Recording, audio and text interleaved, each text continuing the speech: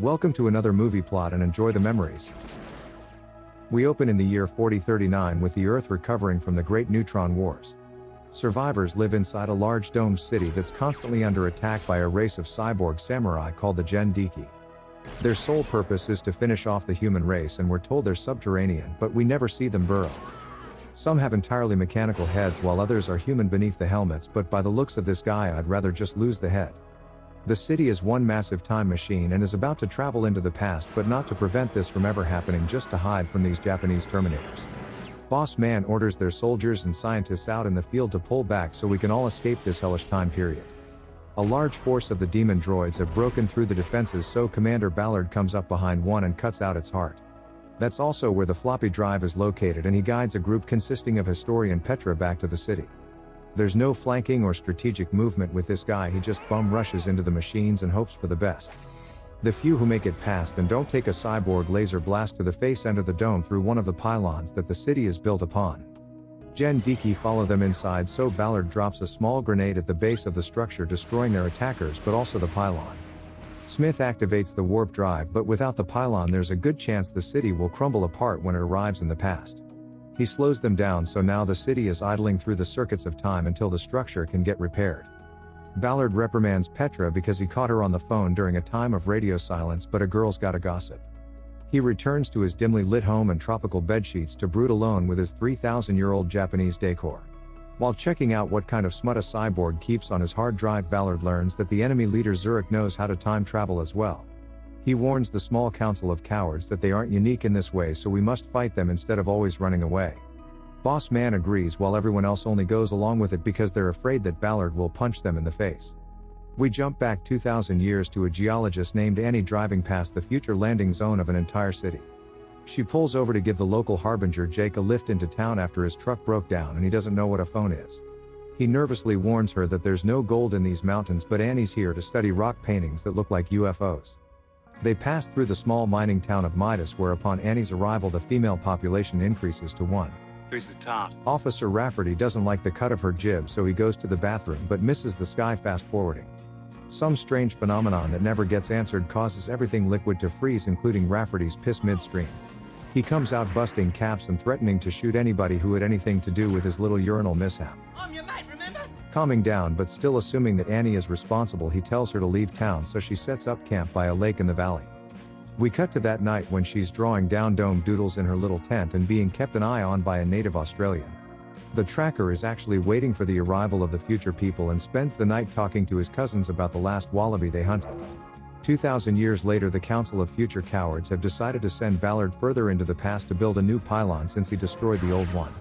He's given a plastic bra 2 sizes too small and told to play nice with Petra because she's going to be his 20th century cultural expert. The man with his midriff showing begrudgingly agrees, and we meet the swordmaster Sunwa because we don't have a doctor in the place, but we got this guy. He's either the father figure or a lover of Ballard and operates the machine that's going to send these two into the past. They put spaceballs on their heads and travel back to 1988, where the future soldiers are being waited on by the Aboriginals. They give the pair a change of clothing and help them construct the pylon once they find an earth mover to rent. When the Gen Diki travel back in time, it's a little more chaotic and starts with 2 orbs forming some kind of protective shield. The army of cyborg demons exit a cave and just seem to spawn into existence within the radius of the 2 balls. Ballard and Petra try to knock over one, but the latter gets shot and spends the entire rest of the movie wounded beside this lake. Ballard finally manages to push the orb off a cliff and it nearly lands on Annie's head, who's camping right in the middle of the chaos. She's woken up by the commotion and earth rumbling, while the second orb gets taken down when some random truck driver crashes into it. The cyborgs all make it into the past anyway, but go underground and wait for the city's arrival, while the next morning Annie goes looking for whatever had her dancing in her underwear last night. She's found by Ballard, who tells her to keep quiet as a Gen Diki scout approaches, but this thing couldn't hear a train coming over its asthma. He says, "Come with me if you want to live," so Annie returns with this random stranger who is dressed to blend in but carries around a giant laser gun. She takes a look at Petra's wounds and says, "Sorry, I'm not a doctor," but agrees to help them locate an earth mover in the nearest town. The Dome City would be traveling through the 23rd century right about now, so they have 2 days to build a new pylon out of dirt. They leave Petra lying in the desert and drive to Midas, while Ballard admits to being from the future and Annie is like, "Oh okay." She asks if the Gen Diki are human, but he cryptically says only by a stretch of the imagination instead of just saying they're cyborgs. They come across the truck driver dead after being electrocuted while driving through one of the teleporter testicles. They throw his stiff corpse in the trunk so that when Rafferty catches Annie returning to town, he thinks her new boyfriend had something to do with it. Ballard punches Deputy Douchebag in his personal teleporters and thought about shanking him as they first pulled up, but Annie stopped him because murder. He's told to calm down by Sergeant McCarthy, who sides with these complete strangers over his own deputy on basically any issue. He lets Ballard and Annie go because he hasn't got anything on them except for the corpse in their truck, which Raff is made to collect. While distracting us with his rump, the officer steals a piece of teleporter orb that Annie found near the driver just as she and the future man leave.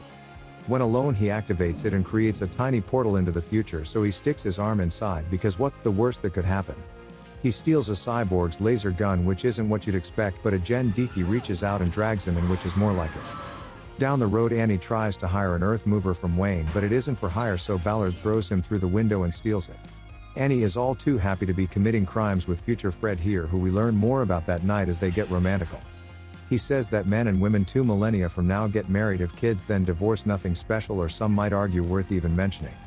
The next day, the locals help the spaceman build a land platform while he does his best to suck in that stomach for the topless shots. The girls share bracelets and gossip about how Ballard was basically the feral kid from Mad Max 2 when they found him. That could explain why he acts the way he does, but this could all just be anti-Ballard propaganda for that time he broke Petra's phone. Because at least that kid knew how to flank, but none of this stops the 20th century girl from taking feral Frank skinny dipping. The water is just murky enough to avoid seeing anything, and the two make out while everybody else does all the work. Later on, Petra remains here to fight off the buzzards while Ballard and Annie go to find a gun because the future shooter has run out of juice. They steal one from a truck but get caught by McCarthy because this town is very small and he probably just heard them from the station. He locks them both up, where Officer McPerv gives Annie a frisky search and locates the future bracelet that Petra gave her. They have Ballard remove it instead of using the bolt cutters, and McCarthy begins fiddling with it because why not? This alerts the Gen Diki waiting underground of Ballard's location, so they come to Midas, killing any German shepherds that get in their way. They then kill Wayne, but not before he alerts the police that samurai troglodytes from the future are invading their small town. All 2 police officers go down to check it out while Ballard uses one of his disgusting bleeding star things to escape the jail cell. Before he can return to the landing site with Annie, 2 cyborgs arrive because that's all Commander Zurich sent to kill his archenemy. And they aren't even the good ones. Ballard just shoots one in the heart with a standard issue police Uzi while the other bumps into the stove and sets itself on fire. Annie then hurls a bottle of lighter fluid and it explodes the assassin, alerting the sergeant that something is going down in Midas town. Whether they did it or not, he immediately opens fire on the escaping prisoners, but Ballard beats him up and that's the last we see of any cops. Annie steals a truck, and on the way out of town they run over a cyborg that blows up the gas station, which is basically all this place had left. Returning to the landing site to find the vultures haven't eaten Petra yet, they begin climbing the mountain to wait for the arrival of the city. The cyborgs also begin to emerge from the ground, and one is about to shoot Annie in the back, so Petra sacrifices herself by leaping onto it. She gets bear hugged to death just as the city appears, and the platform built by the locals supports the pylon that Ballard destroyed.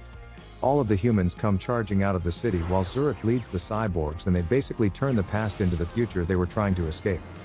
Some of these guys still have scaffolding on their weapons while Sun comes walking out with his sword like he's about to put in some serious work. But then Ballard and Annie find him lying in the rubble almost dead because swords are no match for future laser rifles. While Sun fakes an injury to get out of work, he tells Ballard that he just so happens to have the biggest future laser rifle in the world. Annie stays here to see if that's a euphemism while Ballard retrieves the actual weapon from the basement using facial recognition. He then immediately drops it as Zurich has somehow got inside, and by the smell of him it was probably through the sewer system. It doesn't matter that the cyborg walks so slowly that Ballard could easily shoot it first because he chooses to only carry a knife around with him. Fortunately, Annie doesn't subscribe to Sun's teachings and shoots Zurich, but this allows Ballard to have his fun with the knife. Without seeing what he cuts out below screen or holds up above it, it looks like he castrates this poor cyborg, then presents his manhood to the army. It isn't even a warning because he then whips out the massive accelerator rifle to destroy every last Gen Diki in the blinky of an eye. Buddy here wonders why we didn't just use that thing sooner, and as he scrapes up his dead comrades, we completely skip over any celebrations. Annie and Ballard give us no final words of wisdom, they just begin snogging while the city time travels away with no explanation. And the movie ends.